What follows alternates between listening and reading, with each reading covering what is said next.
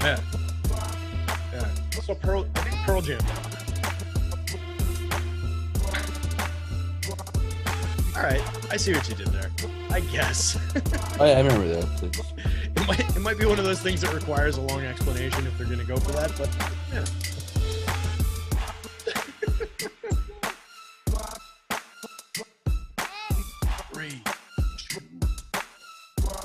What's happening, Stokastic baseball fans? Terry McBride here. I'm here with my pal Gundacker. We're here for a live before lock. Got a good long one today. It's 12:15. This slate starts up at 1:35. There are 3 games after that. They've got us on the schedule to go to 1:45. We're kind of playing that part by ear. If you guys are good, if we get a bunch of likes, if we're having fun, a lot of momentum going on, maybe we'll do a little 10-minute overview for that late slate. But we're going to go through the 10-gamer leading up to 1:35 lock. We've got plenty of time to talk this one through. If you guys have questions, drop them into the chat. It'll help us keep on moving along. We might not get all of them, but it'll keep the momentum going. So, Gun, what's going on with you, man? It sounded like you had a good night when we were talking before the show. Good night last night? Oh, yeah. Yankees' favorite stack, Urias, was one of my it was my number 2 home pitcher behind Max. And like I said, I literally said on the show, if Max dropped 25 on that slate, he still might be optimal. And he was the second highest scoring pitcher behind Urias. Might have ran a little good with Trout getting scratched, but it was still just a good spot for Urias. So that was a good combo, man. It was definitely one of my best nights in a while. Beautiful. Yeah, I went up and got to the Yankees game around 4th inning or so. Carp already had one on the board, got there for Judges, and Carp's second one, it was ridiculous. But I had a feeling you were having a good night. Like I told everybody during the show, I didn't end up playing that slate, but I felt like you were having a good night because everything we had talked about on the show was coming through. So that's always great to see. Guys, hit the like, hit the subscribe out there. It looks like we got 61 likes loaded up, 330 or so of you out there. So keep on rolling in with those. Hit the subscribe, helps you guys find out whenever we go live with all these different shows. We've got a little NASCAR coming up later on, so make sure you get the notification about that. We are brought to you by Odd Shopper today. We'll talk a little bit more about Odd Shopper, but you guys know and love them, I'm sure. Make sure you're going over there to make all your different bets. Let's see. I don't think we have any free stuff at the site today, but we do have the special going on, I believe, with our folks over at MGM. $10 bet on any money line. So let's make sure. I'll double check that that's actually going on because some of these promos were blank when I went to pull them this morning. But yeah, we're brought to you by Odd Shopper, like I said, and we're just going to kind of dive into this one. Let's take a look. First game on deck. Gun, we've got, let's see, what do we got? We got the Red Sox and the Yankees up first. Pretty decent pitching matchup. Chris Sale going for the Sox, Garrett Cole on the hill for the Yanks. Very disparate ownership projections. Chris Sale drawing single-digit ownership, 8,200 on DK, 97 on FanDuel, only drawing 0.5%. Where Garrett Cole on the other side, 10.5 on DK, 10.4 on FanDuel, pushing 30% on FanDuel, over 40% on the DK slate. What are we thinking about these pitchers? Let's start with Chris Sale at the low ownership, lower prices. Are you getting any Chris Sale against the Yanks here? Yeah, he's probably too cheap at 8,200. He came out the gate with an 80 pitch count. Usually you can plus 15 at the next go around. So if we put him at 90, 95, 8,200 leaves a pretty good chance for him to give us 16 to 20 fantasy points as a median. I know Yankees exploded yesterday, but Pivetta just kind of had that one coming. Chris Sale is a guy that can get you those strikeouts at a high clip. I will say I got just a 5% swing and strike rate so far, but with Chris Sale, we know that'll come. He's got one of the weirdest arm slots to hit, so maybe it's a good spot for him at that price point. I think the DK price point's what got me, what has me most interested. Yankee lineup comes out pretty righty heavy. Rizzo and Carpenter, however, both make the lineup. Carpenter starting against a lefty. That's I don't think that's happened yet so far. So yeah, I do think we get to some Sale and then Garrett Cole. Garrett Cole against Rafi Devers, man, that is a bite your tongue, bite your lip, bite your cheek, and grit it. He's literally lost sleep since that last game. No other hitter in active baseball right now has better numbers against Garrett Cole than Rafi Devers, and you saw Garrett Cole look absolutely defeated when Devers took him yard twice. He has 6 homers on Garrett Cole right now, so he's usurped G-Man Choi. and his ownership is really high. And I'm never warm and fuzzy on him against the Red Sox, but I'll definitely be there at like 25-30%. So this is one of those Gundacker spots. And I think Cole is probably at the top. But I think points per dollar, it's hard to look away from Chris Sale right now. Yeah, I'm with you on that. I think that price on DK in particular is just too cheap for Chris Sale, a guy with that kind of strikeout upside. Only 5 innings pitched on the season, 26.3% strikeout in that one outing. Like you mentioned, that's with only a 5.1% swinging strike rate, which we expect will go up just because of who he is, how he pitches against this Yankees team. Plenty of strikeouts there, plenty of righty power as well. But I'm with you on Cole too. I'm not necessarily worried too much like BVP wise, Rafi Devers. I get it there. He's definitely, so far has definitely owned him and does display a lot of power against him. But just getting Cole at that price with that kind of ownership against a lineup like these Red Sox, when there are a number of other pitching options that I really like and are similar caliber to Garrett Cole, when we're talking about a Spencer Strider, even an Aaron Nola for sure, a Shane Bieber, Dylan Cease, like there are a lot of premium pitching options. So I think I'm going to be undercutting that Cole just on the weight of the public ownership for the price. It's not the greatest spot. So I feel like he should be a little bit lower. He is our top ranked pitcher in the tools though. So, I mean, I'm not saying, get away from him by any means. Top ranked starter on DK, but he's pulling a -12 leverage score over there on FanDuel, top ranked pitcher, but -17 leverage. Nola's also negatively leveraged, but if you're going in any other direction, you're getting away from a lot of ownership on those two guys. So I think it does make sense to, maybe kick the tires on some of the other options out there. What about the bats in this one? We know how Red Sox Yankees games tend to go. We saw a lot of power from the Yanks last night. Are you getting any Red Sox lineups to start with going up against Garrett Cole outside of Rafi Devers, who I assume you'll allow in as some one-offs? Yeah. So it's a little noisy, but it's not. Jose Trevino's not catching Cole here. And I know Higgy was his caddy last year, but in Higgy's games with Cole this season, it's not been great. 4.58 ERA for Cole in those 17 innings and 4 homers in those 17 innings with 8 walks, just 22 strikeouts versus 113 strikeouts in 88 innings with Trevino. So the results have definitely favored the Trevino behind the dish. So that is a little bit of a knock behind him. And Trevino is a better framer.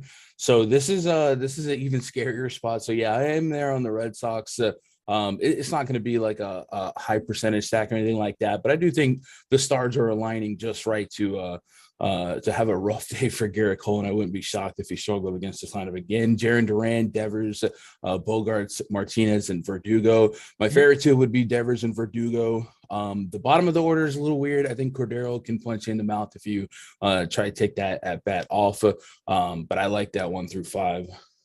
Yeah, that Cordero spot's a little interesting. Outside of the more obvious names on the board, Franchi multi-position eligible for 2,100 first base and outfield, and plenty of pop. 47.2% hard hit percentage, 12% barrel rate. So sneaky little play down the bottom of the lineup. He's 2,200 on FanDuel, same first base outfield eligibility.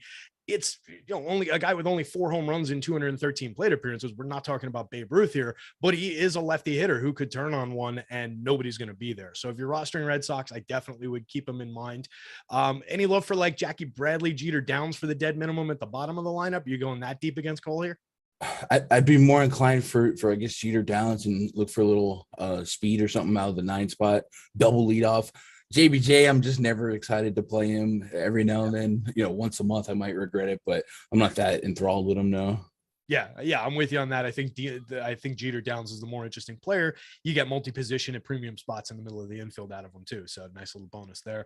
What about the Yanks on the other side of this one? We talked yesterday about whether Matt Carpenter was real, and he goes out and responds with a double down game, up to a 20.8% barrel rate, a 49.1% hard hit, 13 home runs. He's got 27 hits and 13 of them are home runs on the season, something like that. I think it's just mind-boggling at this point, but he's going to be hitting 5th. Lefty, like you said before. What else do you like in this Yankees lineup? So if I'm drawing up my favorite Yankee lineup against a left-handed pitcher, it's not this lineup. That lineup involves Stanton and Donaldson. This one does not. Sure. So it's certainly not the most powerful Yankee lineup in this spot. And throwing in 2 lefties like Carpenter, Sale hasn't allowed a homer to a lefty in like his last 50 innings. So it's not a plus matchup, but we'll see. Unstoppable force, immovable object here for Matt Carpenter. But I mean, outside of that, it's not like a terrible lineup. Castro's in the lineup, but if you guys are unfamiliar with him, I think he's officially, maybe O'Neal Cruz will serve him sooner or later. But Castro for the last half a decade has been the fastest player in baseball. I think he leads the lead in infield hits per at bat with the highest speed score. So he might be somebody that gets hit by a pitch, gets on, steals a couple bags. We definitely know the Yankees will play aggressive, maybe a little harder to run on a lefty, but we've definitely seen this Yankee team run at will. My favorite bats are Glaber, Judge, if I'm looking for some power, but 1 through 5, 1 through 6 were probably my favorite parts of the stack. Yeah, it's interesting. Stolen base coming a little bit back into vogue in the Bronx and with some of these other teams too. But the Yanks in particular are running a decent amount this year. So it's an interesting call. Castro, not top of the board masher type of a guy. But yeah, if you get him on base, he could definitely do something interesting. Dead minimum on FanDuel, 2,000 is a little more friendly than the 2,500 asking price on DK, but it's not like that's expensive. Higgy, still an interesting bat to me as a catcher. Yeah, only 5 home runs on the season, 142 plate appearances, but still 51.5% hard hit, a 10.9% barrel rate. That's not nothing from a catcher who's going to be 1% owned at the bottom of a Yankee lineup. I'm going there if I'm going to go to a bunch of Yankee stacks. So I'll see how they come out in the wash. They're not expensive. They're not owned. So I expect that we'll be getting to them. But you're right. It is an interesting version of this lineup. I never really shy away from Rizzo lefty. I kind of like what that does to his ownership. He's 0.5% owned, still hitting third. And Rizzo, I mean, Chris Sale, premium lefty. So you kind of you have to consider that part of it. But Rizzo lefty in general is not all bad. So I don't really have issues going with him here. So I'll be taking shares of that. Carp's the interesting one to me. Are you going to any shares of Aaron Hicks in the 6th spot? He's had a decent couple of months, but still somewhat underwhelming numbers overall. Not drawing any ownership, not much cost on him. Yeah, I'm fine with getting to Hicks. Also, an interesting note about the pitchers here is the Guardians and Tigers game just got postponed, and Shane Bieber had 32% ownership to him, so that's got to go somewhere, and it might just get a little bit more towards the two guys in this game. So something to think about. Hopefully, we'll get an ownership update with this news, maybe next 10, 20 minutes, something like that. But yeah, I'm fine with getting to some Carpenter. I also love that Rizzo take. Rizzo has an 853 OPS against lefties last 2 years with a 211 ISO. Last year he was just straight up reverse splits in terms of better split in terms of batting average. So I definitely think Rizzo doesn't lose a lot of on base potential here, but like I said, Sale doesn't allow a lot of bombs to lefties, and it's an expensive stack of 1 through 5 to get to, all over 5K, and Judge is 6.4K. That's dang near a pitcher, right? Yeah, definitely a challenge to roster that full stack on the DK slate. A lot more friendly on FanDuel. You got $3,100 Glaber in the middle there, Rizzo 37, DJ 33. So it's a lot easier to get to on the FanDuel slate. But you're right, that's daunting on DK. Anything else to call out from this one before we move on? We've got the Braves and the Nats up next. Yeah, okay, let's move. Cool. Braves with my guy Spencer Strider on the mound, not drawing nearly enough ownership, in my opinion, on the FanDuel slate at 10K, only pulling about 4% as of the last update. That'll probably go up with no Bieber, but still, that's low going up against this Nats lineup, in my opinion. 9,200 drawing a little bit more attention on DK, but still very, very gettable over there. Erasmo Ramirez going for the Nats, 4K on DK, 5,500 on FanDuel. Seems pretty useless to me. Any reason for anybody to go to Erasmo Ramirez? And then talk to me about Spencer Strider. No, Ramirez is just going to be the first guy in what looks like a bullpen game. So I probably get 2 innings out of Ramirez, and it looks like we were projecting Corey Abbott. Hey, Abbott, as the long reliever, and I don't got nothing. No interest in. There's no reason to play a Nats pitcher today. Strider though, 40%, almost a 40% K rate, just absolutely stupid. The Nats as a team aren't a big strikeout team, but this is a very talented pitcher. Sometimes upper echelon pitchers with these numbers just don't care for your strikeout team. They also come out pretty lefty heavy between their lefties and their switch hitters. Only 2 righties in the lineup, and Strider doesn't lose a whole lot to lefties. 35% K rate. That's elite. So yeah, I'm with you. Strider, if he's gonna not be the highest owned pitcher with a 40% K rate next to his name, give me some of that. Yeah, absolutely. To me, that's a smash spot, a 2.42 xFIP, a 2.56 ERA on the season, inducing a 15.9% swinging strike. There's just not a lot not to like about Spencer Strider. And we've seen him overcome teams that are good at avoiding the strikeout already. So I'm really not concerned about that at all in the matchup. So let's talk about the bats. If we're talking about a bullpen game for the Nationals with Erasmo starting it out into a couple anonymous creative player types coming out of the bullpen, does that mean we're targeting some Braves bats here? It looks like the field is getting there a decent amount. They're reasonably priced for the star players up top. It looks like they're fairly gettable to me. I don't think these ownership percentages are too daunting. Are you getting any Braves? Yeah, I think you have to. It's a really talented team overall. And the Nats bullpen, Abbott's numbers aren't bad. Ramirez is bad, and the rest of this bullpen has a 120 home run per nine plus versus the rest of the league in bullpen home run per nine plus. So that's well above league average, very attackable. And the Braves being the road team here, you love the guaranteed at bats through and through. And this is a really strong version, maybe outside of a Robbie Cano in the 8-hole. But one through nine, I'd even leave in Michael Harris the second. Man, he has shown a lot of pop, a lot of speed, and great hit for average so far in this split. So yeah, definitely give me some Braves here. It might look a little wonky in a lot of projection models this morning because they don't have a lot of intel on the opposing pitching, but we just bet on talent. It is an expensive stack, 6.5K like Judge for Acuna, 5.8 on Dansby Swanson. So you got to go up there and get them, but I do think there's plenty of ways to make that work today. And within the stack itself, Rosario under 4K, as is Duval, and Michael Harris, the second is 4,400. So you could pinch pennies, but I still think it's an upside stack. Yeah, all three of those guys probably too cheap. Definitely very low owned, single digits down to Harris under 1% ownership. That's just a mistake by the field at 4,400. Kid's good, 43.7% hard hit, 10.3% barrel. He's turned that into 8 home runs on the season, 219 ISO, creating runs 26% better than average over 178 plate appearances. Like, what's not to like about Michael Harris down there, other than the fact maybe that he's hitting ninth?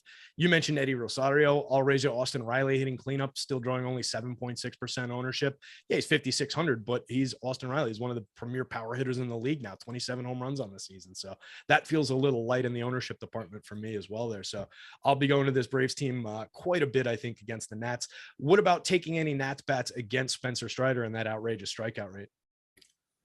There's just this version of the Nats lineup. There's no Nelson Cruz. It's Soto, it's Bell. And that's just straight up who can hit for power. Rest of the lineup doesn't give much power. Strider's not known to give up a lot of power. So all hell's got to break loose on this slate, I think, for the Nationals onslaught stack to be optimal. But I'll never, I'll never leave out Soto. But they priced him at 6.3. This is one of the I don't understand the pricing algorithm some days. Not that I actually prefer this version of the pricing. It's just like we'll turn around on, I don't know, Friday and we'll have cores at 2K, and then it's just like, what? You're doing so good. Yeah, it'll be completely upside down again. Yeah, it's another weird one too, where Garrett Cole 10.5 on the DK slate, and then no other pitcher over 10,000. Aaron Nola at 9,900. So they're making pitching somewhat affordable over there, and then just really driving up some of these key hitters through the roof. So it's an interesting way that they're setting this up. Yeah, I'm with you on the Nats there as well. It's really around the Soto and Josh Bell combination in the middle there. Other than that, I don't really love this team. I'm not really looking to attack them. Somebody in chat saying Spencer Strider, new in the league, could fail. Yeah, he's new in the league. He's been absolutely outrageous. He's been one of the best pitchers in the league over his 70 and a third so far. And this is, kind of what he was showing in the minors on the way up. So it's not completely unexpected. And going up against this Nationals lineup with nobody on him, like, that's a great DFS spot, if nothing else. Yes, he could fail. That's part of it, but he's very low owned. So that's one of my favorite spots on the board. Let's jump out of this one. We will talk about the Orioles and the Rays. Jordan Lyles on the mound for the Orioles, 7,200 on DK, 85 on FanDuel, not drawing all that much ownership to speak of on FanDuel, a little bit on DK for the value, going up against the Rays, who they were one of the few leading teams. They're third in my power index overall. So I'm getting decent home run marks, but overall kind of a light day for power, some low run totals on the board. So they're on the board for me for power, and I'm probably going to target some Jordan Lyles here, but maybe not get carried away with it. So I'm curious to hear what you think about the Rays going up against them. And then the Rays answering back with Corey Kluber on the mound, 7,900, not drawing any real ownership on DK, 8,600, under 5% on FanDuel. I think Corey Kluber could be somewhat interesting going up against the Orioles, a little bit under the radar here and not all that expensive. So let's start with Jordan Lyles. Are you getting any shares of him for 72 on DK?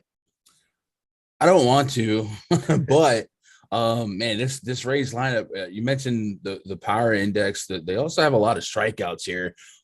Low is at 32% strikeout rate, Rosarena 28, Brandon Lau 25%. This is all since the beginning of last year against righties.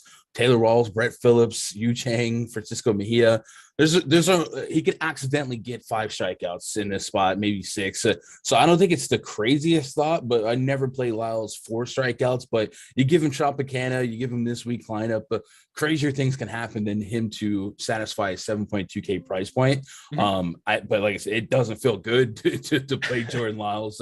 But we have him projected way above his top 2% chance. So I think we had him at 8% last I look. I was just reloading that actually. I just refreshed. It went to 10. I guess that's I have 10% versus a 10%. Okay, so he's appropriately owned based on our model. So I guess if we put a ceiling of 10% on him, I could justify it and have to not vomit for playing Lyles. I'm with you on Kluber, especially in Tropicana, man. He's been pretty pristine, 3.41 xFIP in Trop this year, a 0.82 home run per 9, and a 26% K rate, 11.2% swing and strike rate. It is a really talented Orioles team. The Orioles and the Mariners right now are turning a lot of heads. Yeah, Orioles are about to put the Blue Jays in last place if they keep this up. But Kluber's just been really solid. So sub 4 expected ERA and decent strikeout stuff. I don't think it's a crazy take to get to him at under 8K, looking for 16 to 20. Yeah, definitely. That's a spot I'm going to be looking to. Like I said, just any of those low owned guys that have been, somewhat proven. Corey Kluber is a guy we've seen go out there and strike out plenty of hitters in the past. And he's been pitching well in the home ballpark here. I was stalling for a second there because I was on a different screen. But when I can get a guy like that at a fair price and low ownership, like I just have a little bit more faith in the Kluber side of this one than I do in the Jordan Lyles side of this.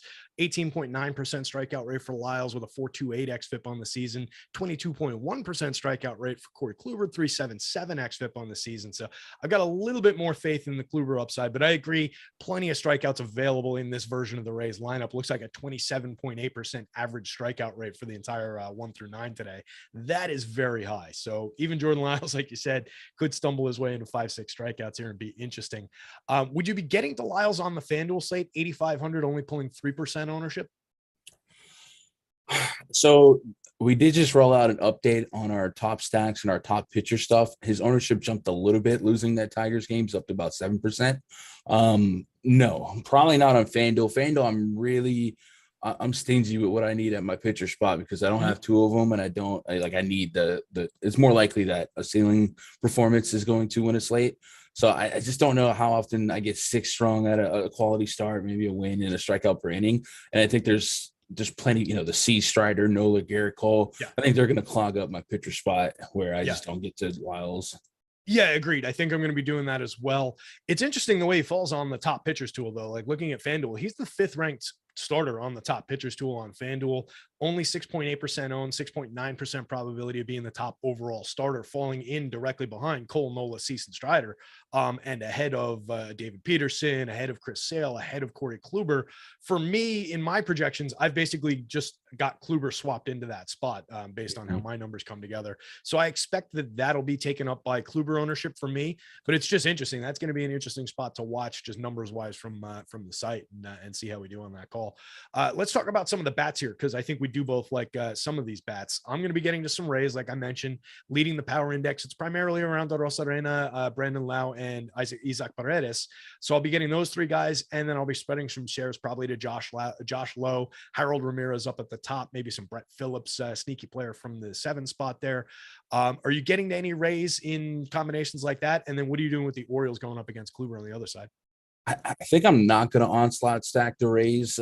The Rosarena, Lau, and Paredes lane, though, is probably that's probably the most dangerous 3 in a row that they can put out. So it'd probably be a lot of sub stacks, 3-man stacks. Brett Phillips. I think me and you might be able to strike him out, but he does have a 215 ISO, so it's a two true outcome player, I think. And if But he yeah, gets on, maybe he swipes me a base. That's yeah, basically what I'm maybe. looking for the dead minimum. Yeah, but 3 through 5, I'm just gonna substack Rays this morning.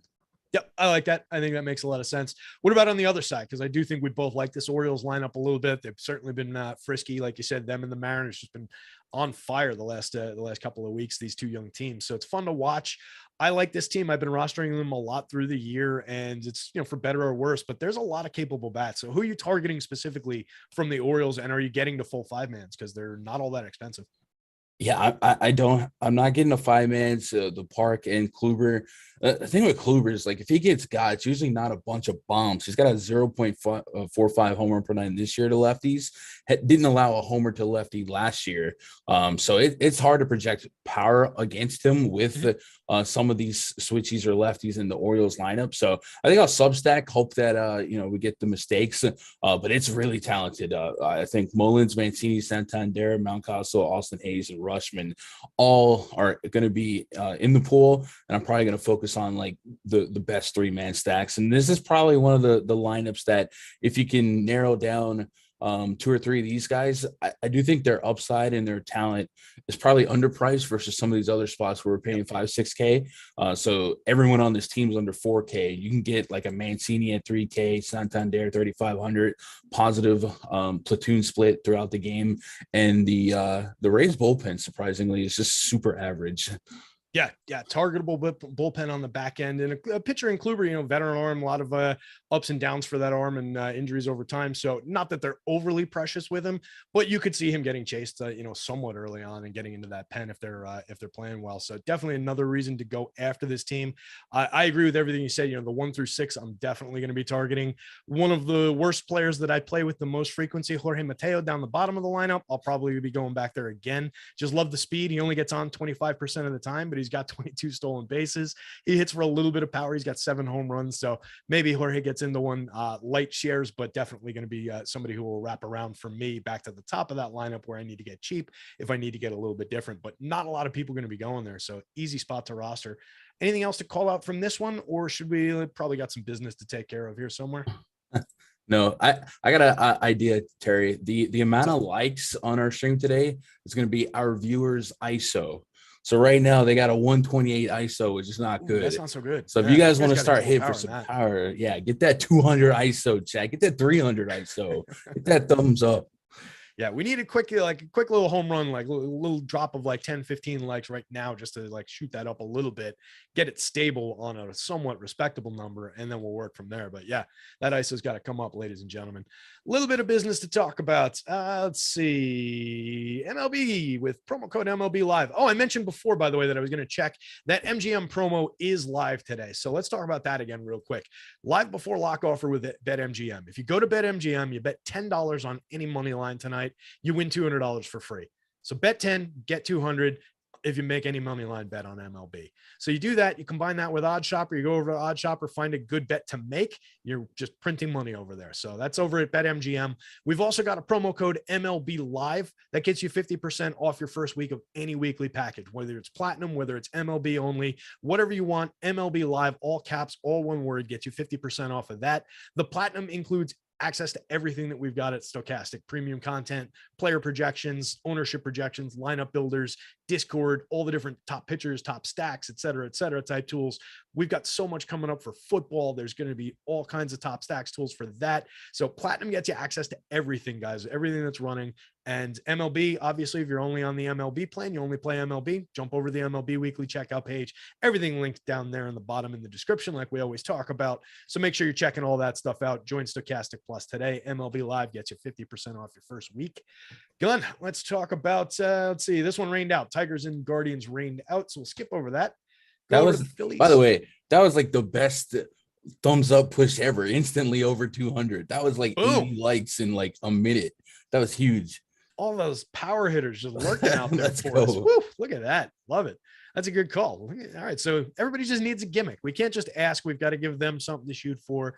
I get it. I like it. Well done, gang. Well done. Keep them coming though. That's not enough. 211. That's a very good ISO, but we got to get up into that like Taylor Ward early part of the season, 300 plus kind of territory. My waiver claim went through for him, by the way. So let's turn that season around again, Taylor Ward. Get back on track. Phillies, Aaron Nola on the hill, pulling a ton of ownership, 9,900. I agree with the enthusiasm there on the field. That's a low price for Aaron Nola going up against the Marlins here. 10-2 on FanDuel, still drawing a ton of attention. I like that spot. Trevor Rogers answering back for the Marlins, not drawing that much attention. 7,600 on the DK slate, 82 on FanDuel, single-digit ownership on both sites. Let's start with the popular guy, Aaron Nola, going up against the Marlins. How much of him are you getting to? So, I mean, before I like to set my numbers before I look at the field. And now that I've looked at the field, I might have to come backwards.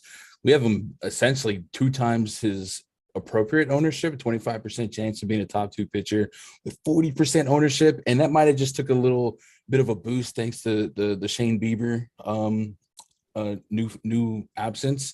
But it's still a spot that we can't be all the way out at Lone Depot Park. This version of the Marlins lineup definitely can be attackable.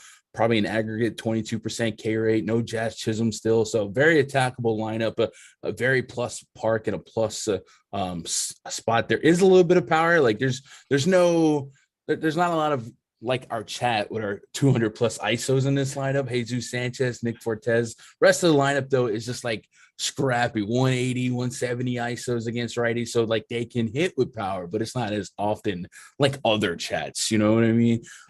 So I'm there on Nola. I'm probably gonna split the difference, maybe go 30%, meet halfway between our top percentage and the field. But it's a good spot.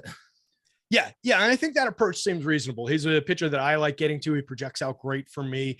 But 27%, that's pushing the upper end of where I like to be on the FanDuel slate. 37, similar story on the DK slate. So I think I would come in just a little bit under that, shave some of those shares off, throw them towards Spencer Strider, who, like we talked about, too low owned in the single digits over there. So I'm going to be probably doing that and spreading some around. It'll be interesting to see where it comes out, because I was getting to some Shane Bieber in here too. So I'm running a new lineup build. So I'm curious to see how it all comes out, but I think I will be getting there. What about Rogers on the other side? Any love for him? Hey, Rogers. 4.63 expected ERA. Does have a 21% K rate and 11% swing and strike rate.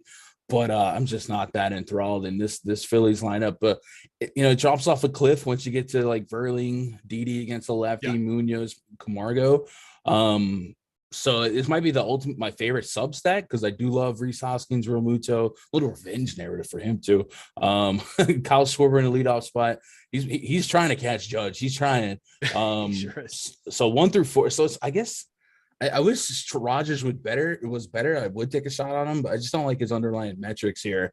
But I will say only 1 through 4 is what I'm worried about in this Phillies lineup if I'm looking for some power. So he might accidentally have a usable game. I guess in small sample, he's got a 25% K rate when he pitches at home, if you believe in those splits. But he also has a 1.82 home run per night. So little fire and ice. Yeah, that's interesting with the home road split there. I'm looking at him overall. He's kind of actually suppressing the Phillies' power. I mean, you got Kyle Schwarber, Rhys Hoskins up at the top. They shine through against basically anybody.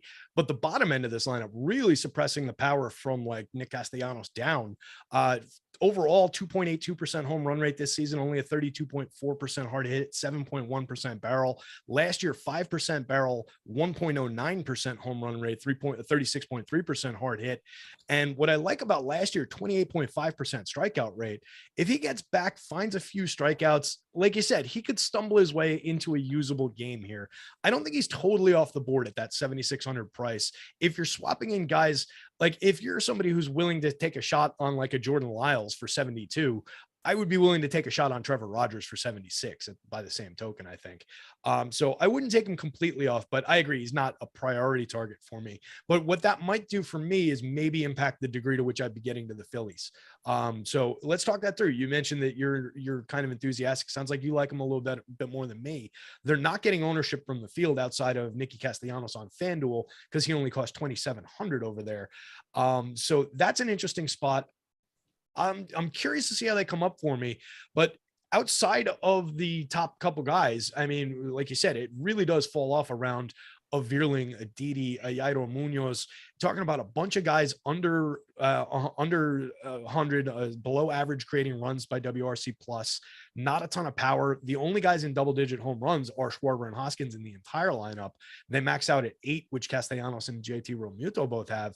So there's not a lot to love in this Phillies lineup. Is it exclusively going to be like 3-mans off the top for you, or are you willing to maybe stretch out? It'll definitely be the most 3-mans. I could see a 4 with Realmuto, Cassidy, Hoskins, Schwarber. Okay. Vierling, shout out to Nick Tokes and Shane Hall in chat. I did have to go pull up Vierling's minor league stuff real quick just to make sure I'm not disrespecting him. He does in much smaller sample size.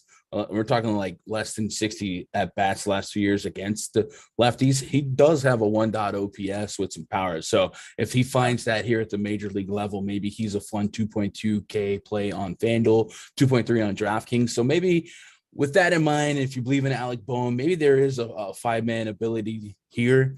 I wouldn't get to like an aggressive amount. I do like the Substack a little bit more. But yeah, I guess you could justify 5 of these guys, and we have them at just 3.6% ownership with a 4.5% chance to be in the top stack. So, hey, why not get to 4 to 6% of that 5-mans, and then you can raise it up a little bit more on the Substacks featuring Rhys Hoskins. Hoskins, by the way, my highest power rating in this whole game.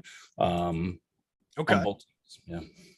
Let's see. For me, that would be, looks like Jorge Soler on the other side. Okay. All So right. getting a little bit more power overall for the Marlins, actually, just from the way that my home run model is responding to the contact metrics for Rogers. So a little difference on between the two of us on the Philly side of this one. It'll be interesting to see how that comes out. What about the Marlins on the other side going up against Nola? Nobody going there. Like I said, flashing a little bit more power, but not really something I'm going to target. I don't think Aaron Nola is not a pitcher I love to tangle with mediocre teams. Are you going to any Marlins stacks here? Or going to any Marlins one-offs? Maybe some one-offs, but like the version of the Marlins lineup that I'm scared of the most is the Chisholm and Birdie, John Birdie, a little stolen base thief. So this version, there's power, like there's sneaky power. It's not like super consistent, like you mentioned. Soler, Jesus Aguilar, Garrett Cooper came back for him. Like there's a bunch of 700 OPSs and some unflattering 170 ISOs, but those are, any given Sunday they can get there. Maybe to hedge 30% exposure to Nola, I should probably get an insurance policy here. We have Miami as the lowest owned stack, so 2-3% equity as a little insurance policy. You might as well. Yeah, I could pull, I guess, a couple of shares of that and maybe target around like some of those guys like you're talking about, maybe some Jesus Aguilar, Jorge Soler, Avi Garcia, Jesus Sanchez, like go through those guys from like the 4 through 7 spots, target some power there, but not my favorite spot on the board going up against Aaron Nola by any means. We got a super chat, Mark Langford, $1.99. Appreciate that, Mark. He says he's thanking us for wins yesterday. Bet 125, won 2,400 plus. Not too bad. Congrats, Mark. Love to see that, and congrats to anybody else out there who did win.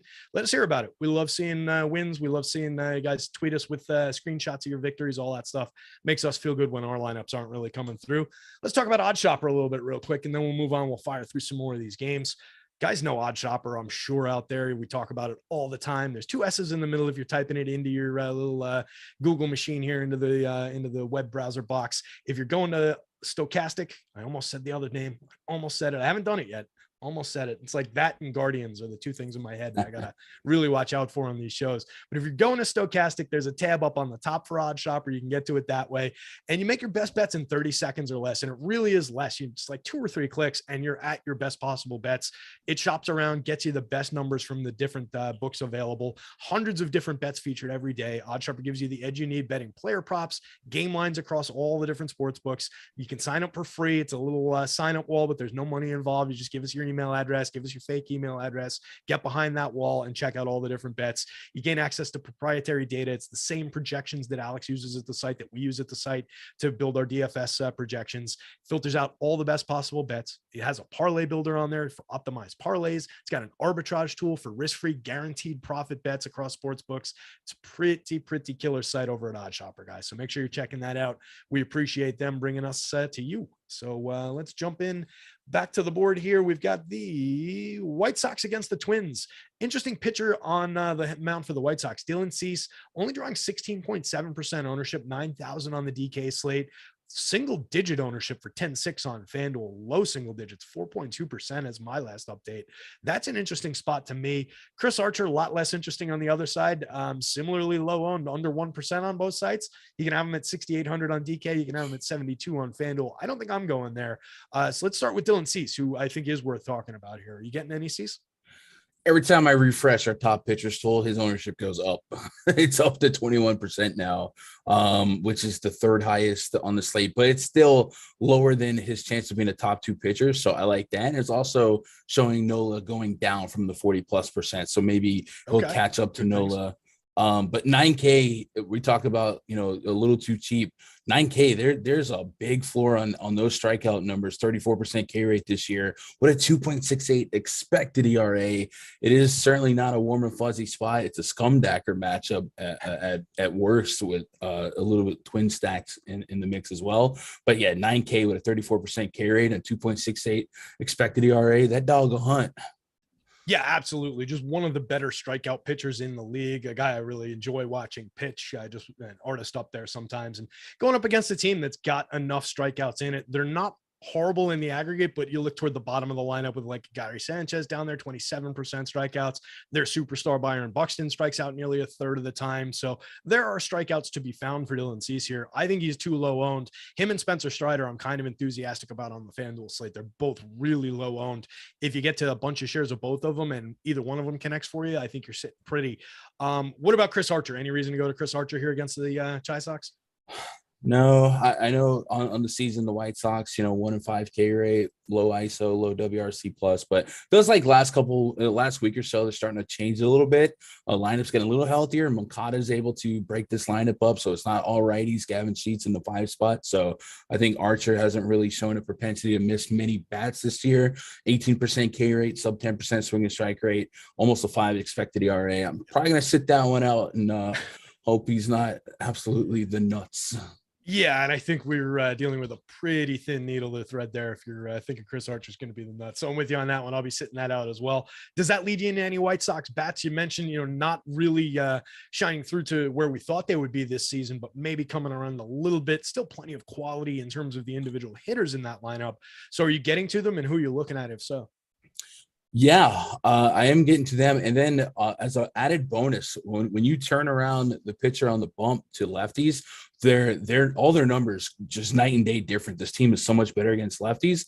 And in the Twins bullpen, they have Giovanni Morgan and Caleb Daibar, who haven't pitched in 2 days, so they might be active today. Whereas Duran, one of their most leaned on relievers, Griffin Jax, Trevor Megill, all those guys pitched yesterday, and Jax has gone 2 days in a row. So there's a good chance a lefty, at least one, maybe gets out there, maybe 2. So you might get some added value if Archer's not long for this one. So Anderson, Moncada, Vaughn, Abreu, Sheets. My favorite, Josh Harrison. Last time I said he hits for no power, he literally homered an hour later, but he hits for no power. Isaiah Kiner-Falefa, if you're out there, you don't have power. But 1 through 5, absolutely. It does fall off a cliff if we're looking for power, but 1 through 5 looks really, really good to me.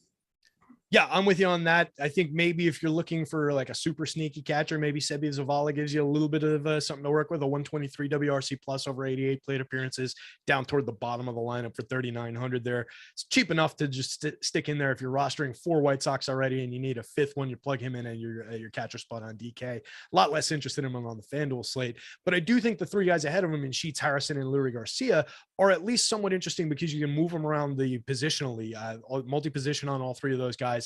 Very, very cheap. Not a single one of them is somebody that I really trust to put up a monster score for me, but they're serviceable in stacks. So I think that's an interesting lineup just to tinker with and move guys around the board and get to some of those cheap spots. By the same token, a couple guys like that in the Twins lineup, one of them being their leadoff man, Luis Arias, triple position eligibility, 3,100 on FanDuel, 4,700 on DK, only a first baseman on DK. So radically different play from site to site. But I think he's an interesting way to start off this lineup. Not a big power hitter, but a guy who's involved, 416 on base, 151 WRC plus, just involved with everything they do scoring wise. Are you getting to Arias at the top of stacks? And then who are you looking at stacking if you are stacking against Dylan Cease here? Yeah, Arise feels like a left-handed DJ LeMahieu, where Yep. your most common outcomes like a multi-hit game, but hey, I'll take a multi-hit game and run potential in front of Correa, Buxton. Yeah, I got to get to the twin stacks, if nothing else, as an insurance policy, and also they just have a lot of upside, even if they waited to get into the bullpen. But 1 through 5 is my favorite. You can, and then as we stretch out a little bit more, I can get to Kirilloff and maybe some Miranda. Gary Sanchez in the 9 hole, fall asleep and throw a meatball, and you can send it over the wall. Still has a 200 ISO against righties the last 2 years, but it's coupled with a 28% K rate. So yeah, you got to get to some. I'll get to some Twins here, and we don't have to give up a lot of equity. They're only 2% owned as a stack right now, which is actually half of our top stack potential. So we can cover all bases here and not have to give up much. Yeah, I like it. I think it's an interesting spot, and they're not getting all that much ownership attention. Everybody outside of Carlos Correa owned under 5% on the DK slate, and everybody under 10% on FanDuel. That's easy enough to work with over there. I do agree. Gary Sanchez is kind of interesting down toward the bottom. Like you said, you have to fall asleep and make a mistake to him these days, but still a 47.8% hard hit, 16.9% barrel, 10 home runs and 275 plate appearances. So still a little pop sneaky there for Gary down the bottom of the lineup. Let's check out over in the chat, see if we got any questions, anything like that. Speaking of the chat, yeah, their ISO, which is their thumbs up, chat, your thumbs up, 261. Barry Bonds career ISO 309. Be better than a cheater, bro. Yeah, come on. I'm just kidding, but not really. Get that 310. We wouldn't want to get big heads about how good our chat is. Hey, you said it, not me. Oh, hey. Jay Gentile in the chat says he wants a 5-man Oakland, but he's just going to mini. Any love for a 5-man or even a 3-man Oakland stack today? Are we playing low ball or? Good answer. Yeah, that's Jay Gentile. Keep shopping there, man. That's my boy. You're talking about one of the worst lineups in baseball. Not a lot of reason to go there. A lot of Devers Cole chat looks like in the chat. Be careful with playing with BVP guys, but that is kind of an interesting one these days. We all know Garrett can give up a little bit of pop, and Gun likes that spot. So I can't talk too badly about the BVP of it all. Let's take a look at that Athletics and Astros game now. Adam Oller on the hill for the A's. Going up against Jake Odorizzi. I get, maybe thinking, all right, Jake Odorizzi, not a good pitcher. Let me grab some Athletics bats. Like maybe that's where that thought came from. But I think he's serviceable enough that this team is so bad that I just don't want to tangle with it.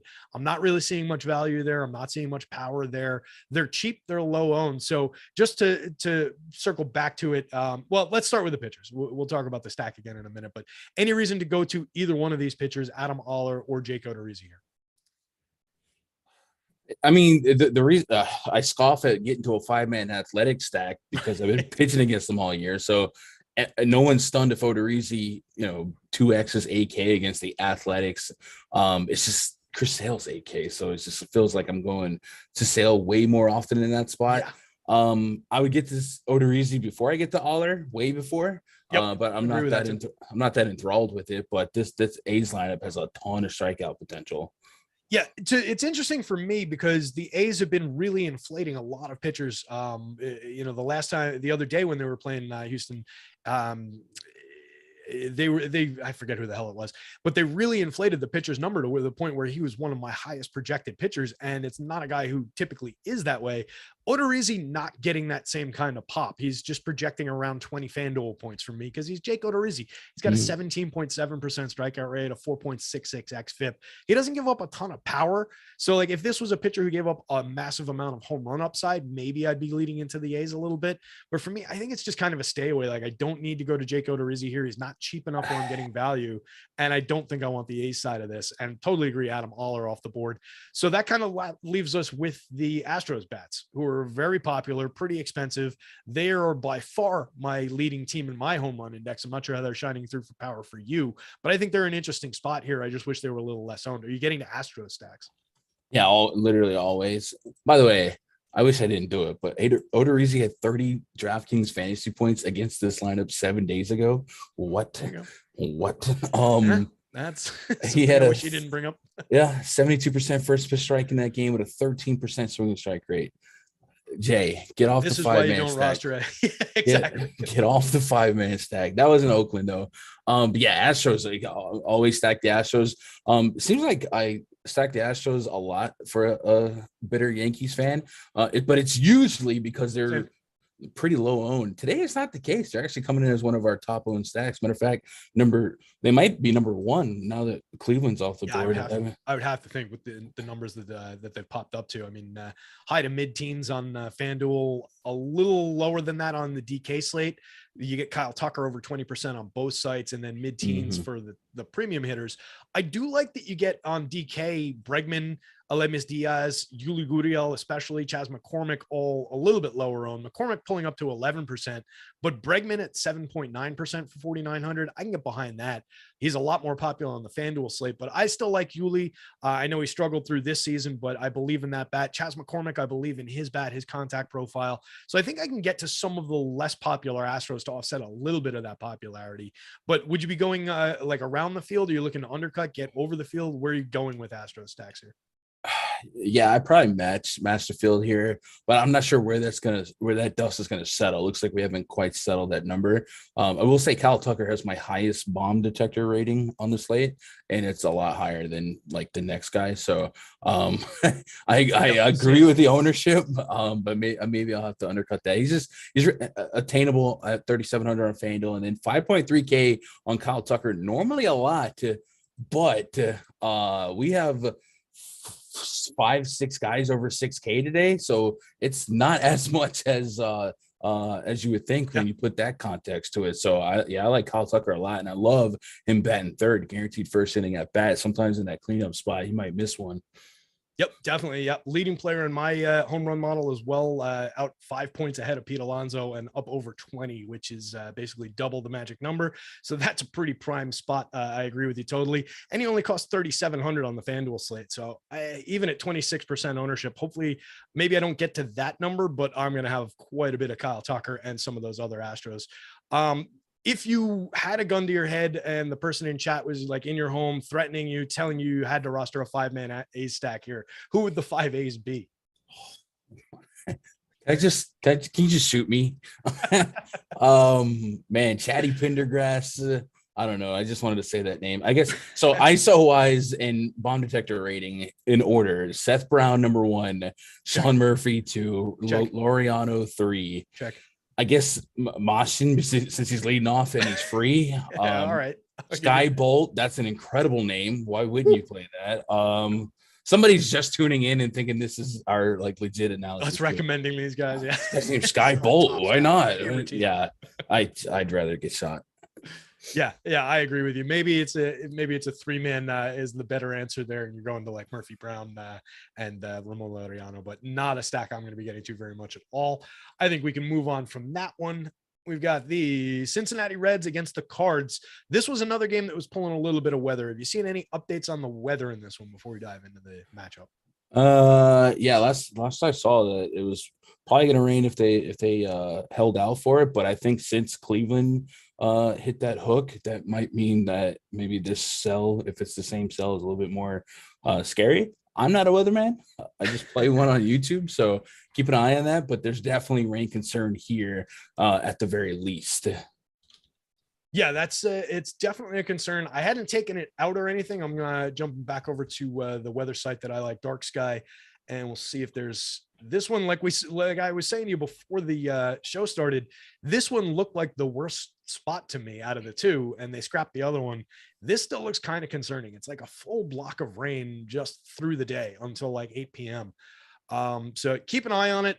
Watch our projections, guys. And watch the news god, see if we get any updates on this one. Make sure that you've got a plan in place to be able to pull this game quickly enough. You will have time to late swap. It's a 2:15 start, so you'll be able to get off of shares of that, but you'll have to have a plan in place. Assuming this one plays, let's say it plays and plays clean.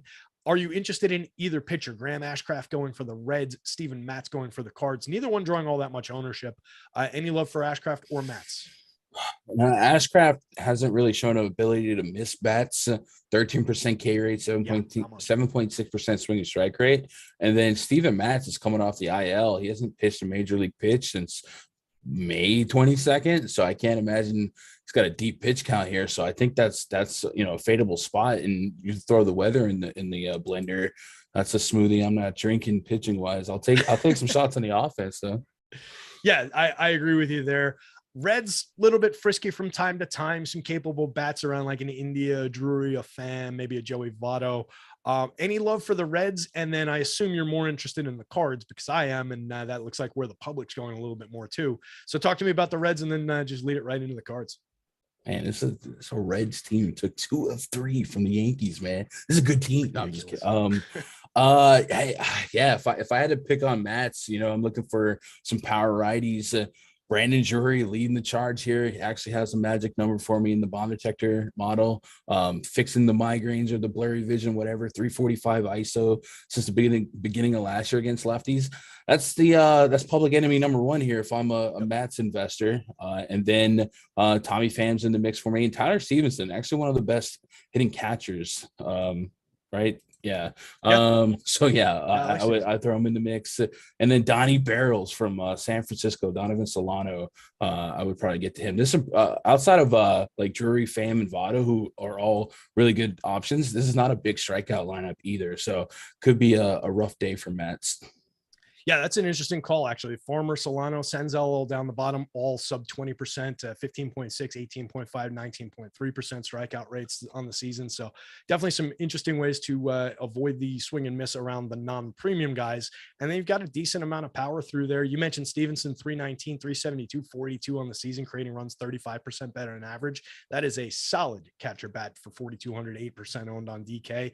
I think he's playable. He's one of those sneaky catchers who I think is playable on FanDuel, hitting 5th for 3,200 and 0.5% ownership. If you're going to red stacks, don't sleep on Tyler Stevenson. Make sure he's in at least some of those stacks that you're building. What about the Cards on the other side? They're drawing a little bit over, between 10 and 15% ownership basically across the 2 sites. Not all that expensive around a lot of the key hitters, only really Goldschmidt, Arenado pulling much cost. Are you going to card stacks? And if so, are you getting like beyond the field on them, or you're just kind of with the public? Yeah, I'll probably match the public now, and then hope that maybe there's some panic with this weather here, and that ownership maybe even goes down. And then hopefully it plays, and I'm there, and I'm just like, hey, the All-Star breaks here. They got no reason to pull it, but this is a beautiful lineup. Edmund, Carlson, Goldie, Arenado, Gorman, and Tyler O'Neill. Yes, O'Neill against a 13% K rate. That is what you want, because if you remember last year, if you can neutralize that 31.5% K rate to righties, it's a 15% barrel rate. I mean, that's nuts. So this is a very, very fun stack and a really good spot against a contact pitcher so far. Yeah, I like that O'Neill shout out a lot. One of my favorite hitters in the league when he's going right. Hasn't been in the lineup a ton this season, has struggled when he's been out there. Only 4 home runs on the season, a 114 ISO. But we know that Tyler O'Neill is a much better power hitter than that. Last year, 34 home runs, a 274 ISO. That's the Tyler O'Neill that I know and love. So when he's 2,700, I'm happy to get him, even with 20% of the field there. Like, he'll be in my card stacks for sure. I think Brendan Donovan's interesting. Not a ton of power, but he's been involved in the offense a lot. 31% better than average creating runs, 287, 395, 389 in the 5-hole. That's an interesting hitter for 2,600 multi-position at second base and shortstop on FanDuel, 2,900 second base and outfield on DK. So outside of the obvious guys from 1 through 4, I think there are some nice hitters toward the back end of this lineup. Do you get to any Corey Dickersons, Austin Romines of the world down at the very bottom here? Any interest in Corey Dickerson, or is he just flat dead? I mean, he's cheap. He's a lefty. He's cheap. Is he like a pinch hit risk? I feel like he's not long, but probably. Yeah. I'm not that enthusiastic with him. I love that 1 through 6, but if he fell into a lineup, like I probably wouldn't recrunch, but I have my doubts. Yeah, I definitely would be not pulling him from lineups, but those would be ones I'd be keeping my eye on if he was popping up quite a bit. Nolan Gorman, a lot more interesting, hitting 7th there, 3,000 under 10% owned on DK, 2,700 under 6% owned on FanDuel. That's an interesting bat. 9 home runs in 181 plate appearances, a 204 ISO, creating runs 19% better than average. Star caliber rookie, so definitely a kid to include in stacks if you're getting down there. Actually, do I not have the confirmed lineup in? He's not in the lineup. Oh, no, he's hitting 5th. Okay. Yeah. He is in the lineup. He's hitting 5th, which is even better than hitting 7th. For some reason, I didn't have that confirmed lineup in. So let me drop that in here real quick, and we'll move on to the next game. We got plenty of time to talk through these last couple of games here. Guys, if you got questions, drop them in the chat. Hit the old like there. 278 ISO, 279 ISO, chasing Barry Bonds here. Need that 310. I'm gonna start preaching, guys. I need 30 people to raise that hand, click that like button. Can I get 30 people to look to your neighbor and say, you have Barry Bonds ISO? Hallelujah. How do we not respond to that, guys? Come on, hit that like. Somebody. All right. Let's see. Slate Breaker in the chat is asking, who has a better matchup, Strider or Nola? I mean, Nola for sure. Snap call. The Nats, if you're just looking at team strikeout rates, the Nats are definitely not striking out as much as the Marlins. Yeah. But who has better strikeout percentage? It's Strider. So that's the teeter totter we're working with here. But matchup wise, it's definitely Nola.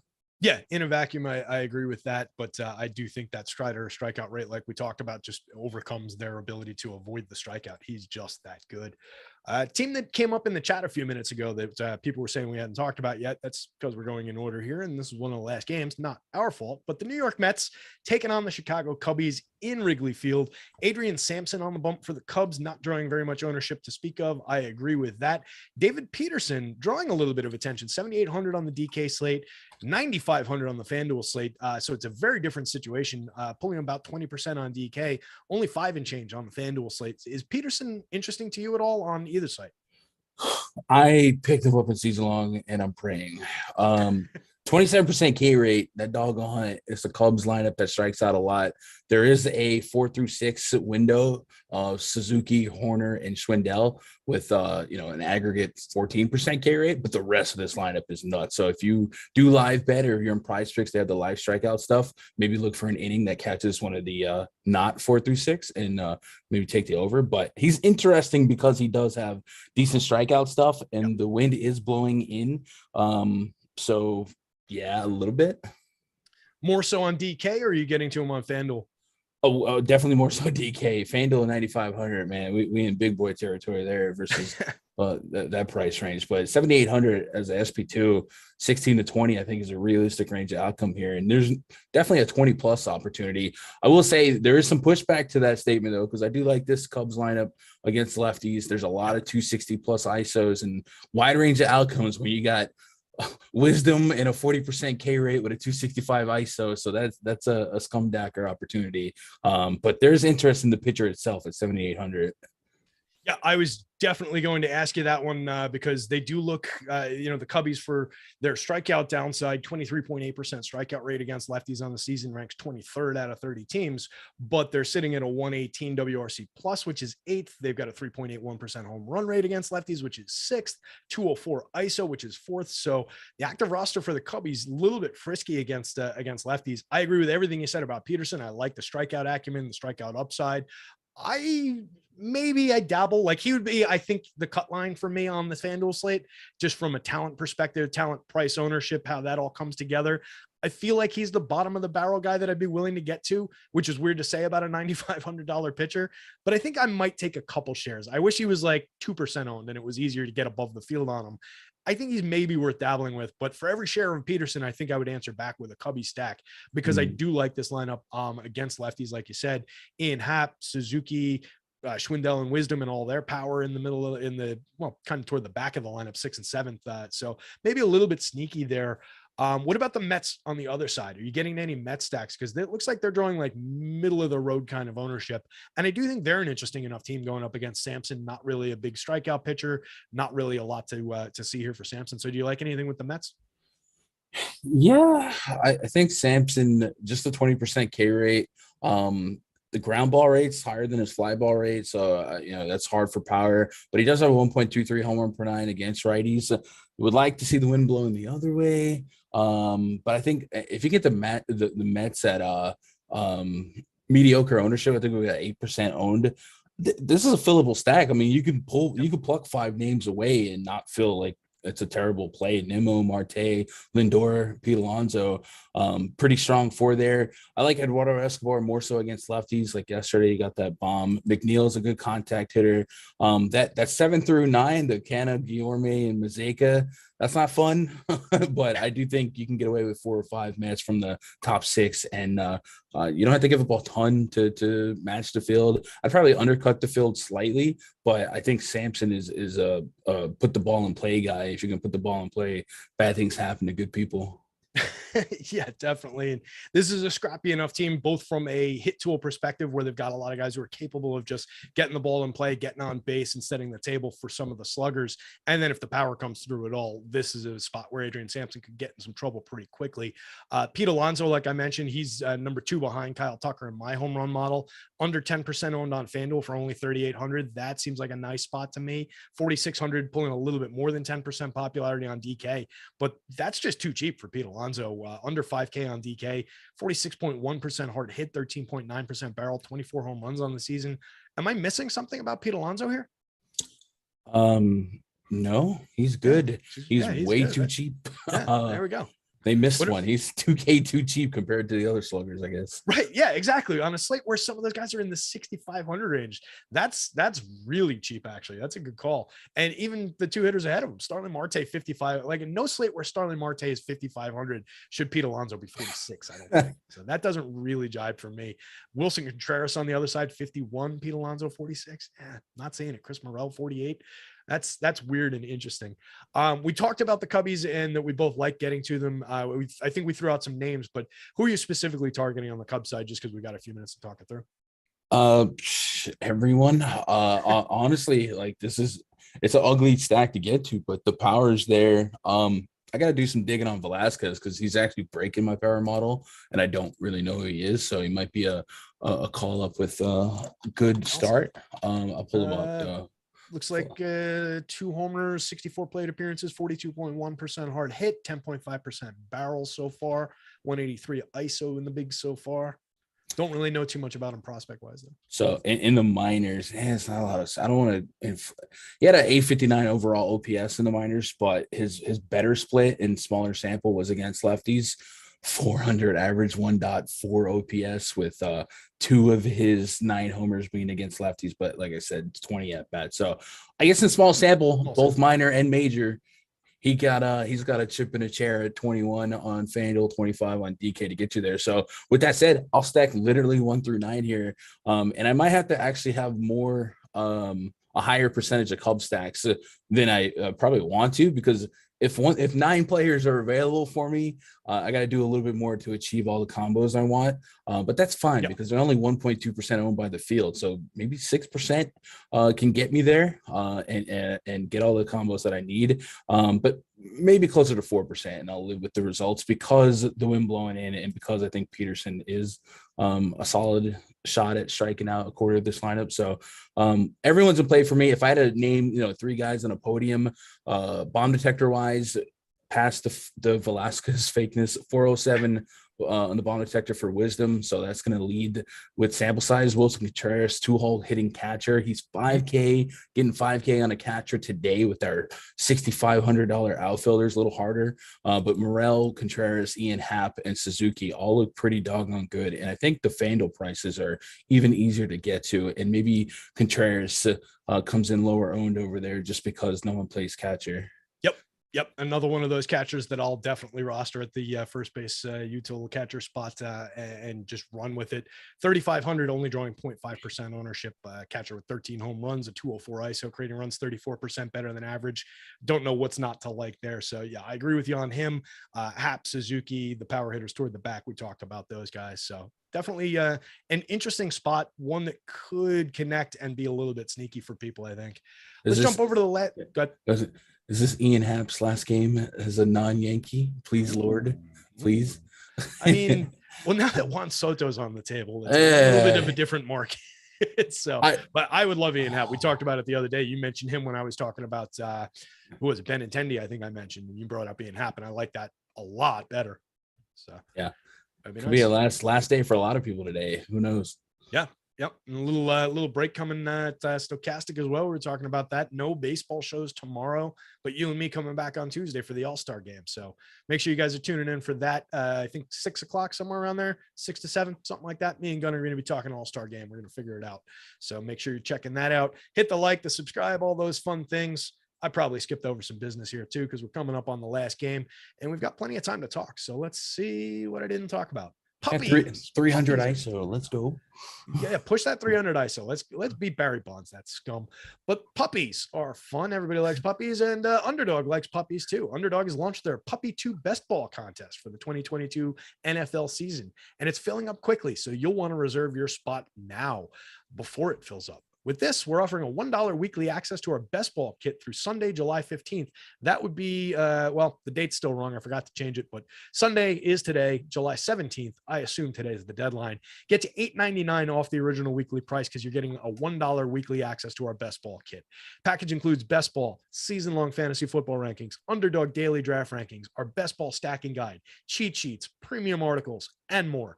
To activate the offer, use promo code PUPPY, P-U-P-P-Y, all caps, at the checkout, or just click the link in the video description down there where everything is. That's promo code PUPPY for $1 weekly best ball draft kit access.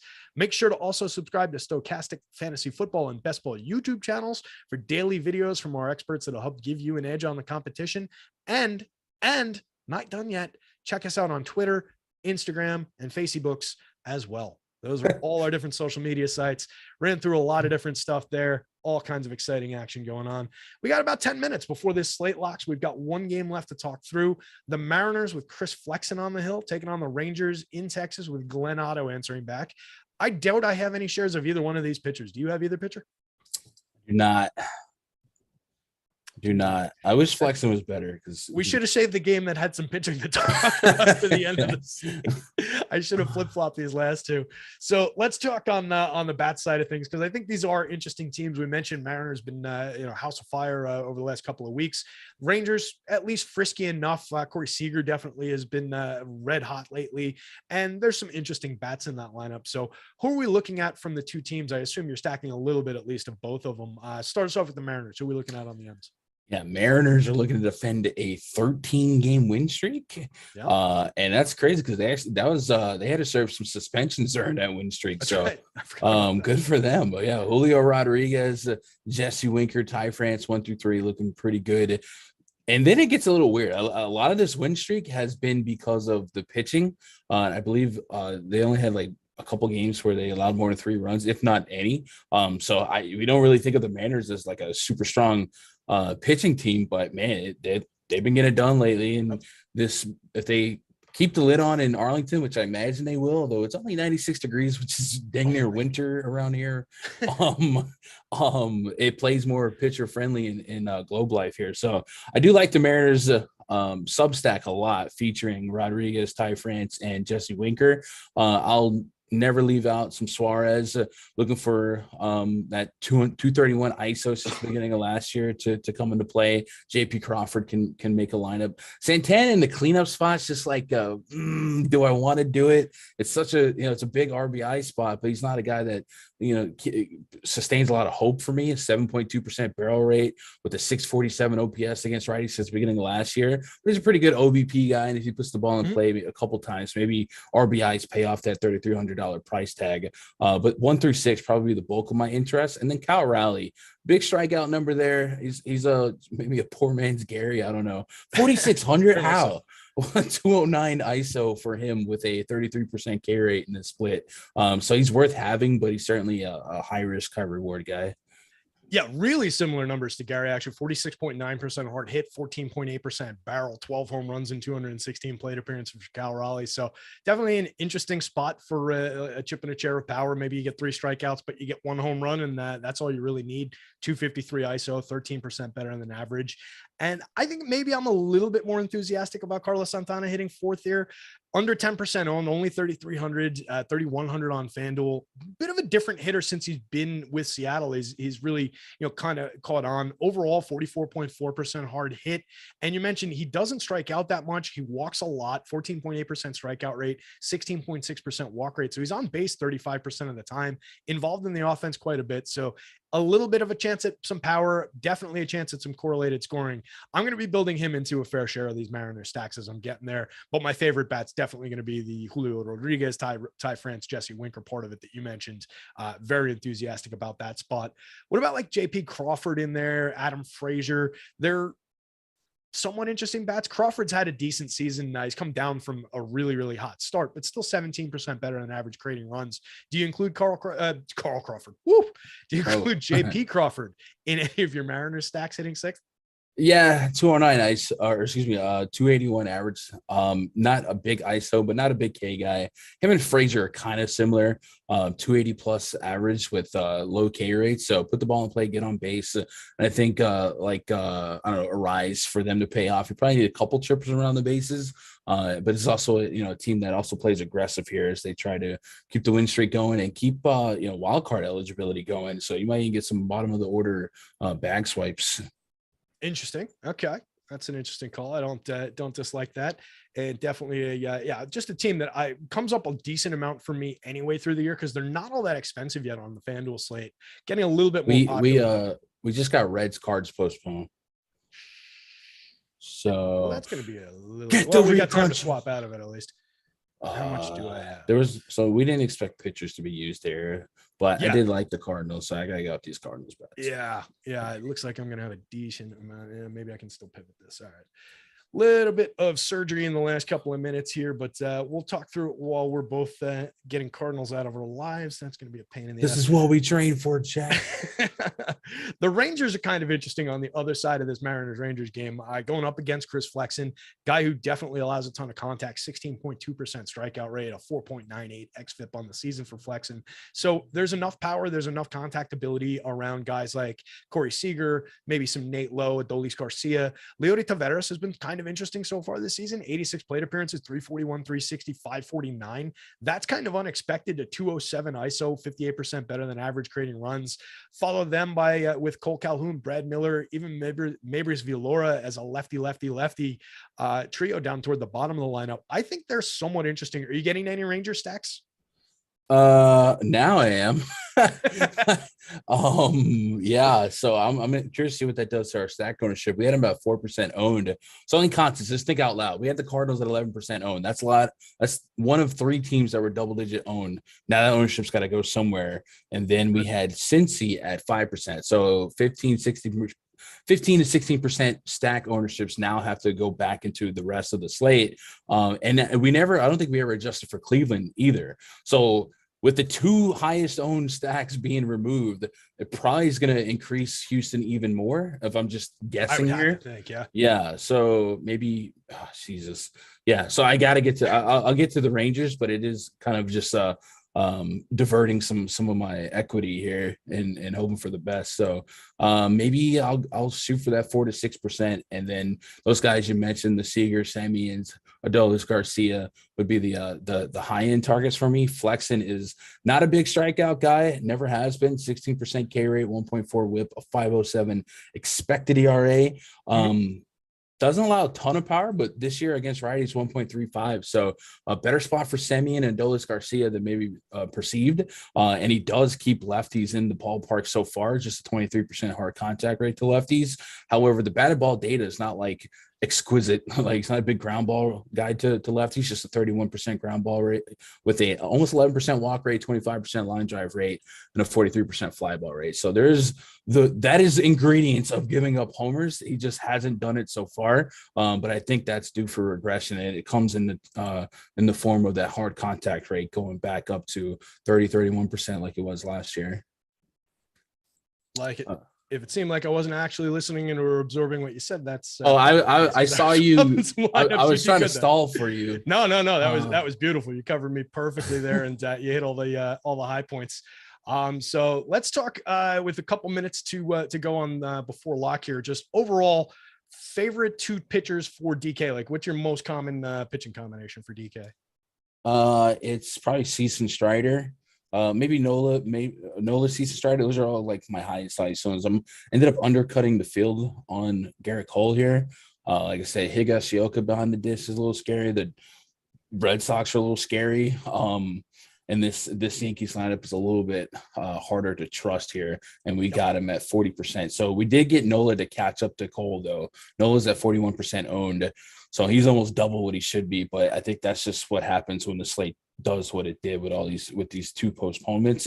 But one thing that has stayed pretty static here, Spencer Strider still at 16% owned, and now that's less than his top 2%.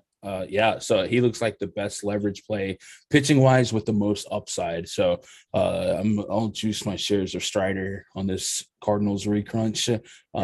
Yeah, definitely love that. I'm just pulling in the last shares of lineups here if I can You're get good. this. Chat, you are 5 likes away from that 310 ISO. Oh, come on, chat. If we get to that Barry Bonds, we will definitely spend a couple minutes talking through these later games here in the last couple minutes of the show. So a little bit more incentive to catch Barry Bonds there. I'm just going to drop all of these in and click save and upload this thing, and we will deal with whatever's in there later on. Always time to swap off of anything bad. Let's go make sure. All right, we're uploaded. We're good. Favorite overall stack of the day? Dang it. I wonder what this Houston Astros ownership is going to be. It's probably going to be Atlanta. So I don't know. We had Atlanta as the top team, the top stack percentage team, but that's another. Now that we lose St. Louis and Cleveland, I expect their ownership to go up, but it also could be a spot where people don't, if you don't know what you're stacking against, maybe the casual player doesn't stack against it. I think with Atlanta, knowing that it's a Nats bullpen game, we just got to bet on talent. And Atlanta's pretty doggone talented. So Atlanta sticks out as a pretty fun stack. And they're not a stack where I get past 3 and I start sweating. I think 5 Braves are easy to pluck away from this lineup. Yeah, any 5 Braves not named Robbie Cano, cue the double dong for Robbie Cano. Definitely fine by me, and I would even take a couple shares of Robbie. I wish they were a little bit lower owned on FanDuel, but I'm getting a big chunk of them. My probably maybe a little bit sneakier than that is the Rays for me. I mentioned getting a lot of Rays in terms of the power going up against Jordan Lyles. That came through a lot in my sort here, so I've got a big share of Rays, probably a little bit more than I intended. So hopefully that one works out. That's my sneaky spot. Do you have like a sneaky stack of the day? Sneaky. At lock. So yeah. Maybe it's the Yankees, 1% owned after dropping 14 yesterday. I like it. I think an image of the mustachioed Marvel on the screen here with us as well. I think that's out there for the world to see. Matt Carpenter on the screen there. Like that spot. Yeah, I wish I could have a mustache that looks like that. I just hate mustaches when I grow them. So do I. I keep seeing more and more people have got them now. It's like the new big thing. I've had the beard forever. And my dad always had a mustache growing up, and I keep looking at myself in the mirror, like, could I pull it off? And it's just a no. It's a flat no. I don't think there's got to be some facial app that you could just test to see what you look like. Shows you what you look like with a mustache. Raleigh fingers. I think our fantastic producer behind the glass here, Mike, could probably pull off an interesting mustache. I bet you look like an interesting. Might be a little bit creepy. Like, don't go around any schools if you grow the mustache out, Mikey. But I think it might look good. All right. Everybody in chat's been pretty good. We are at 324. Let's go. That Barry Bonds ISO. I love it. Thank you guys. We really appreciate that. Hang out. We're going to stick around for like 10 more minutes. We'll talk through this one. I don't think either Gun or I has this slate loaded up in our model here. There's a 3-gamer on DK that we'll touch on. It includes the Colorado game. So we're just I'm looking at like the lineups page. We'll kind of talk through these from a surface level, but that Colorado game, it's Pittsburgh against Colorado. Then we've got Milwaukee against San Francisco, and we've got the Diamondbacks against the Padres. Those are the 3 games on DK. FanDuel's got a 2-gamer that leaves the Coors Field game out that starts at 4:00. So let's talk it through from the DK perspective, starting with Coors Field. How do you handle Coors on a 3-game slate with in a game where Bryce Wilson and Austin Gomber are the pitchers? So we do have our tools updated, and we got the Rockies projected at 40% owned and the Pirates at 30%. So that's 70% of the field in this one game. Normally, I guess mathematically for baseball, the play is to stack the crap out of the other 2 games and hope for the best, because that's the easiest way to be different here. But on the surface level, like you said, Bryce Wilson, not good. Not what you want. And if you're going to put him in Coors Field against a already confirmed Rockies lineup, Chris Bryant baby game, Wilson has a 1.7 whip, 5.69 expected ERA, and just a 16% K rate. So those are numbers that you want to pick on. And the Rockies, they've got Blackmon in the leadoff spot, Bryant, CJ Crone, 3 and 4, Iglesias in the middle there. And then Brendan Rodgers. This is a pretty strong lineup. Hello, I am Elias, 9-spot catcher with a little bit of pop. And when you guess it, overall, this game is way too cheap. Like if this game, shocking. If this game was on the main slate, it would probably have 20% ownership, especially on the Pirates side. No one on the Pirates is over 5K. I'm just seeing that. Yeah, on the Pirates side, that's just bonkers. Somebody buy DK a map because I think they forgot where Colorado is or what's going on here. Any low, like when I'm going to Colorado, when I'm going to these teams, I'm always hunting for less popular bats that are still a little bit talented, a little bit of upside.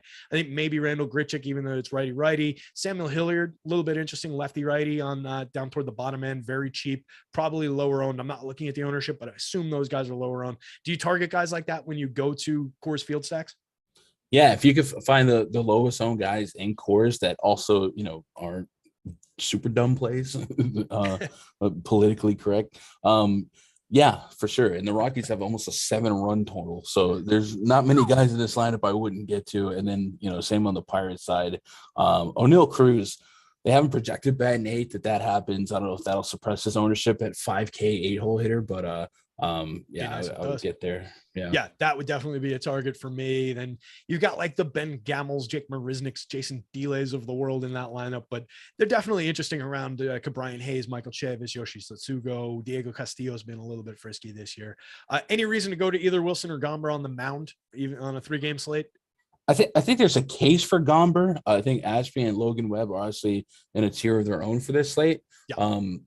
I don't have any enthusiasm behind Gomber, but at 6K, if he dropped 10 plus on a 3-game slate, that just might be enough. And I imagine versus the ownership, he's going to be a bottom 2 owned pitcher. Yeah, he's second at 8% owned. And I would imagine Bryce Wilson is the bottom. Yeah, Wilson's at 1%. I remember, I think me and you did a slate, and he had a 0% chance to be in the optimal. At least today. Today he's at 3%, so good for him. Moving up in the world. Go Bryce Wilson. Congratulations. 5.8K. Yeah, I'd rather go to the Gomber side if somebody gun to my head at it and told me I had to roster a Coors pitcher, but I think there's other directions to go even on a 3-gamer here.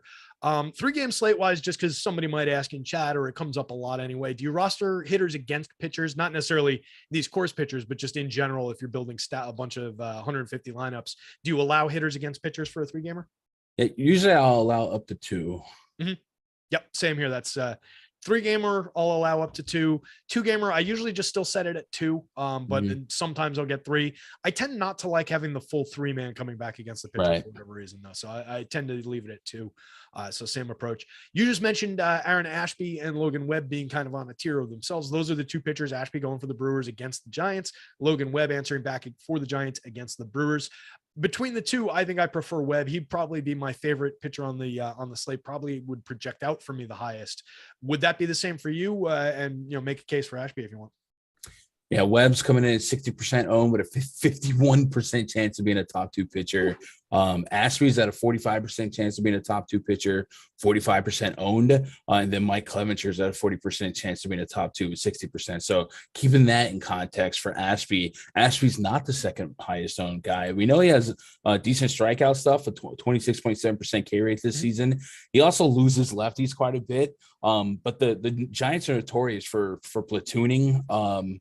And I think this projected lineup only has 1 lefty. So it actually might save Ashby some walks.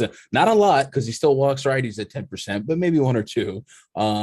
So yeah, I think Ashby is rightfully number 3, but I wouldn't be stunned if he was a top 2 here. And I think that the projections kind of share that. And at 7.5K, definitely like his chances of getting 16, 18, and value is so subjective here where a 15 could just be the highest scoring pitcher on a small slate. Logan Webb, though, I'm in agreement with you. He seems like his metrics have the least blemishes. While his strikeout rate may not be as high as Ashby, he doesn't put up as much traffic. A 1.1 whip, 3.38 expected ERA. Walks lefties 7%, walks righties under 5%. So almost half of Ashby's numbers. So save some pitches, maybe get a little bit deeper. And the Brewers, man, they're finding new ways to lose every day. And they only have a 3.5 run total. So Logan Webb looks pretty sharp here. Yeah, on talent, I think that, top pitcher on the slate for me, like I said before, the strikeouts have been interesting to watch through the year. He's had a few spots where they've bounced back up, and he's been more like what he was last season, but definitely overall down for the season. Do you get to either one of these stacks? I mean, knowing that it's a 3-game slate, we're going to get to everybody basically, but how much are you targeting these two teams in terms of the stacks, considering what we think of the pitchers? Yeah, I think it comes down to what you guys want to do. I think like knowing that the Rockies and the Pirates are a combined 70% owned, this will be a spot where I just maybe don't 150 and just fire off 20 or 30, 40 and just full stack the two non-core spots and just hope that it's opposite, because you're going to be holding hands with the core stacks here.